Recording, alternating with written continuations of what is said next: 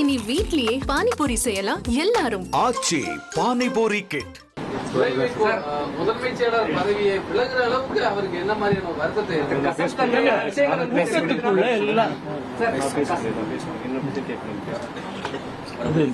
சொல்லுங்க. உங்களுக்கு அந்த முதன்மைச் செயலாளர் பதவி எல்லா தொண்டர்களும் சேர்ந்து நிர்வாக குழுல வாக்கெடுப்பு முறையில வந்திருந்தீங்க. இந்த பதவியை விட்டு நான் போறேன்னு சொல்ற அளவுக்கு என்ன மாதிரி ஒரு வருத்தத்தை இல்ல இதோட இதுதான் அது. உங்க கேள்வி சொல்லுங்க, ரெண்டு சேர்த்து பதில் சொல்லிடுறேன். கசப்பான ஒரு விஷயங்கள் என்ன அதாவது இருக்குல்ல, சத்தமா பேசுறேன்.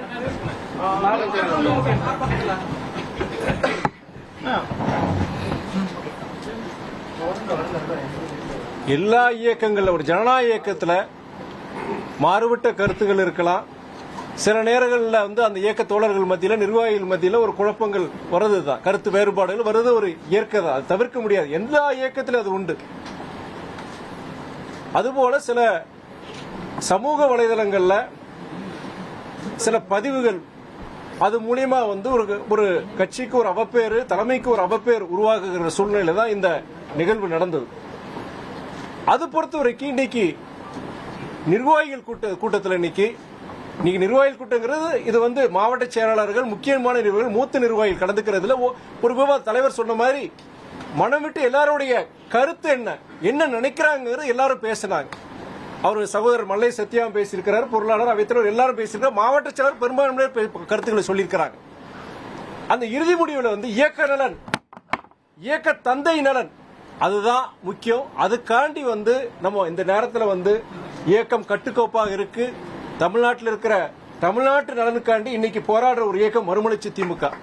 இந்த இயக்கத்துடைய பயணம் இனிய சீரும் சிறப்புடன் தொடரணுங்கிறதுக்காண்டி நாங்க பேசுறோம். சகோதரர் மல்லை சத்யா பொறுத்த வரைக்கும் சில நிகழ்வுகள் பொறுத்தவரை நான் முதற்கொண்டு பல பேர் குற்றச்சாட்டு வைக்கும் போது எல்லா முடிவுல கடைசி என்னன்னா சில அது வருத்தம் தெரிவிச்சிருக்கிறாரு. இனிமே இந்த இயக்கத்துக்கும் தலைவருக்கும் எனக்கு உறுதுணையா பக்கபலமா இருக்கிற ஒரு வாக்குறுதி கொடுத்திருக்கிறாரு. அந்த வாக்குறுதியின் அடிப்படையில் அதை ஏற்றுக்கொண்டு மீண்டும் நான் முதன்மை செயலராக தொடருவேன் என்று நான் சொல்லியிருக்கிறேன். அது மாத்திரம் கிடையாது, நான் ஏற்கனவே பல இடங்களில் சொல்லியிருக்கிறேன். நான் இந்த இயக்கத்துக்கும் இந்த இயக்க தலைமைக்கும் யாரெல்லாம் உழைக்கிறாங்களோ, பாடுபடுறாங்களோ அவங்க தலைமையில வச்சு நான் கொண்டாட தயாரா இருக்கிறானு இயக்க தோழர் நம்முடைய சகோதரர் மல்லை சத்யாவுடைய அரசியல் வாழ்விற்கு நானும் உறுதுணையா இருப்பேன் என்று சொல்லி நான் முடிச்சிருக்கேன். வெளியில போனவங்களோட தொடர்பு இருந்தாரு. இல்ல அது விடு. அதாவது மொத்தத்துல அவர் வருத்தம் தெரிவிச்சிருக்கிறாரு. நான் பேசும்போது ஒரு வார்த்தை சொன்னேன். நான் அரசியல்வாதியா நான் பேசல, சக மனிதனா நான் பேசுறேன். சகோதரர் மல்லை சத்யாவே நம்முடைய இயக்க தந்தை, நமக்கு தந்தை போன்றவர். அவரை பாதுகாக்க வேண்டிய கடமை உங்களுக்கும் எனக்கும் அனைவருக்கும் உண்டு. நீங்க கொடுக்கிற அந்த வாக்குறுதியின் அடிப்படையில் அதை நம்பி நான் என்னுடைய ராஜினாமாவை நான் வாபஸ் வாங்குகிறேன் சொல்லியிருக்கிறேன். நாங்க எல்லாருமே அடுத்து இனிமேல் இது போன்ற குழப்பங்கள் இந்த இயக்கத்தில் நடக்கக்கூடாது, இது கட்சிக்கு நல்லதில்ல, தலைவருக்கு நல்லதில்லைன்னு சொல்லிட்டு முடிவு எடுத்திருக்கிறாங்க.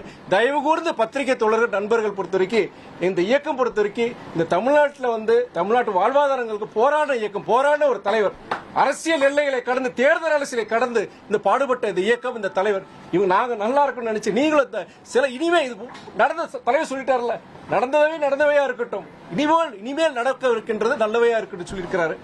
நல்லதே நடக்கட்டும் சொல்லி இனி வீட்லயே பானிபூரி செய்யலாம் எல்லாரும். ஆச்சி பானிபூரி கிட்.